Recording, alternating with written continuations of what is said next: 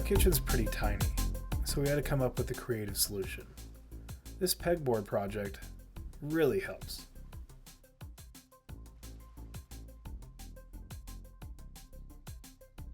This is a list of things that you absolutely need, and these are more optional.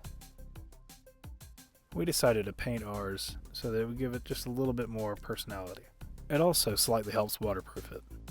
We already had the one on the left. It mostly had pots and pans kind of sticking on it, but we decided to make a smaller one for just the other kitchen utensils.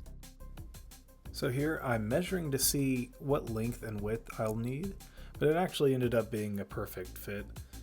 And if you do happen to have the measurements beforehand, you can get these pieces cut at any big box store. Make sure to locate the studs, mark it, and then transfer the marks onto your 1x1s. Here I'm also marking to cut the 1x1s, but if you have this done at a big box store, it's much easier. Match up your drill bits with the screw. Actually screw the screws in a little bit past the surface, that way it'll make an indentation in the wall. I'm checking for level, and then I'll screw these side screws in, which will lock everything in place. This saw is one of my favorite tools that I have. It gets used a lot for a bunch of different purposes, but starting screws is probably number one.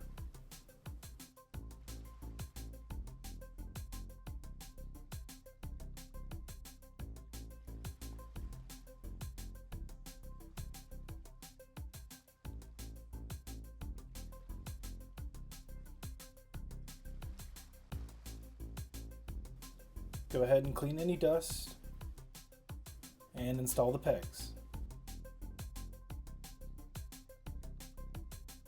You can also slide sheet pans in the side. Thanks for watching Small Apartment Solutions. I hope you found this video helpful, and please subscribe if you get a chance. Thanks.